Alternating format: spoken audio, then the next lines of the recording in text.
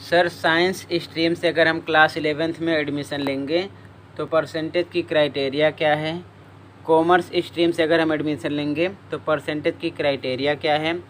Art stream में percentage की criteria क्या है। सेशन 2023-24। जी हाँ बच्चों, एक बार फिर से स्वागत है आपका अपने YouTube channel HP tuition classes में। काफ़ी बच्चों की क्वेरीज थी, क्वेश्चन थे कि सर सेशन 2023-24 का लेटेस्ट सर्कुलर CBSE और DOE कब रिलीज़ करेगा। ठीक है, तो DOE की तरफ से ये सर्कुलर रिलीज़ कर दिया गया है। ये सर्कुलर जो है 16/5/2023 डेट का है, जिसमें यहाँ पर सब्जेक्ट में लिखा है guidelines regarding plan admission for class 11th for session 2023-24। तो ये 2023-24 के लिए है। ठीक है, तो पूरी बात को ध्यान से समझना है कि किस स्ट्रीम में कितने परसेंट की ज़रूरत पड़ेगी, कौन से सब्जेक्ट में कितना परसेंट होना चाहिए, ताकि इस टॉपिक से रिलेटेड किसी प्रकार का डाउट ना रहे। काफ़ी बच्चे बेसब्री से इंतज़ार कर रहे थे इस सर्कुलर का। तो यहाँ पर मेंशन किया गया स्ट्रीम के बारे में।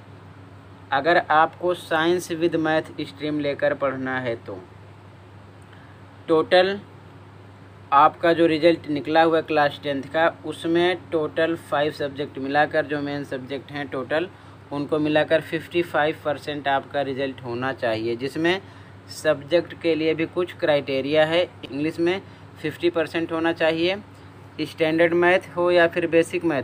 सबसे अच्छी बात यही है कि इस बार बेसिक हो या स्टैंडर्ड, कोई भी स्टूडेंट हो, अगर उसके 50% है मैथ में तो वो साइंस विद मैथ्स लेकर पढ़ सकता है। सबसे अच्छी बात यही है, ऐसा पहले नहीं था। ठीक है, तो यहाँ पर स्टैंडर्ड मैथ हो या फिर बेसिक मैथ हो, अगर आपके मैथ में 50% हैं तो आप साइंस विद मैथ्स पढ़ सकते हो, और उसके साथ में साइंस में भी 50% होना चाहिए।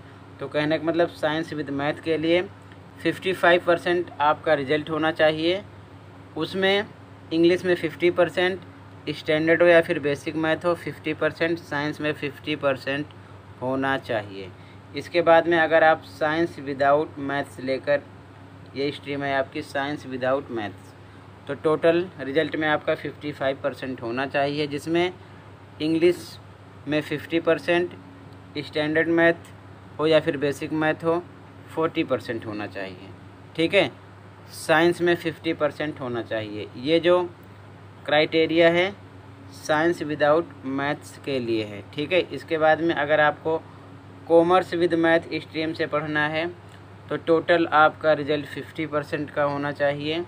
ठीक है, इंग्लिश में 45% होना चाहिए, स्टैंडर्ड मैथ हो या फिर बेसिक मैथ हो, ठीक है, 50% उसमें होना चाहिए। सोशल साइंस में 45% होना चाहिए कॉमर्स विद मैथ के लिए, इस स्ट्रीम के लिए। अगर आपको कॉमर्स विदाउट मैथ स्ट्रीम लेकर पढ़ना है तो टोटल रिजल्ट में 50% होना चाहिए, जिसमें इंग्लिश हो या फिर हिंदी हो, दोनों में से कोई एक 45% होना चाहिए। सोशल साइंस में 45% होना चाहिए।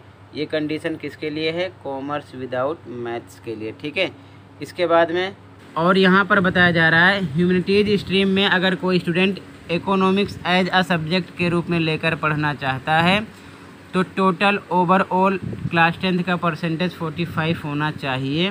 पांचों सब्जेक्ट को मिलाकर 45% होना चाहिए।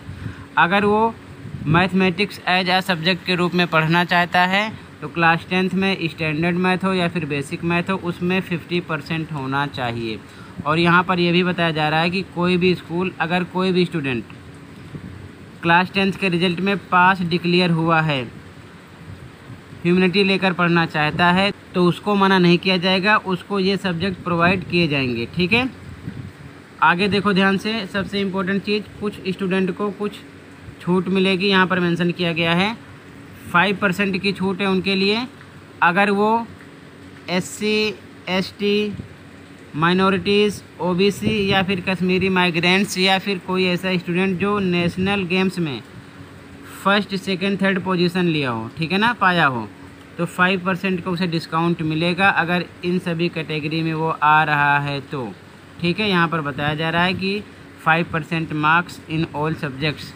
ठीक है, उनको 5-5 50% की छूट मिलेगी सभी सब्जेक्ट में। एग्जाम्पल के तौर पर मान लो इस कैटेगरी में से कोई भी स्टूडेंट साइंस विद मैथ्स लेकर पढ़ना चाहता है तो टोटल तो 55% होने चाहिए, लेकिन इंग्लिश में मान लो उसका 45 है या फिर स्टैंडर्ड मैथ है 45 है तो प्लस 5% का डिस्काउंट मिलेगा, 50 मान लिया जाएगा। यही चीज़ समझाने वाली बात है, ठीक है। तो आई होप आपके पूरे डाउट क्लियर हो गए होंगे इस टॉपिक से रिलेटेड। तो आज की वीडियो में इतना ही था। अगर इस टॉपिक से रिलेटेड किसी प्रकार का डाउट है, आपके दिमाग में कुछ क्वेश्चन चल रहा है तो कमेंट कर दीजिए, उसका सॉल्यूशन मिल जाएगा आपको। मिलते हैं अगली वीडियो में। अगर वीडियो अच्छी लगी तो लाइक कर सकते हो, चैनल पर नए हो सब्सक्राइब कर सकते हो। Thank you for watching this video and take care.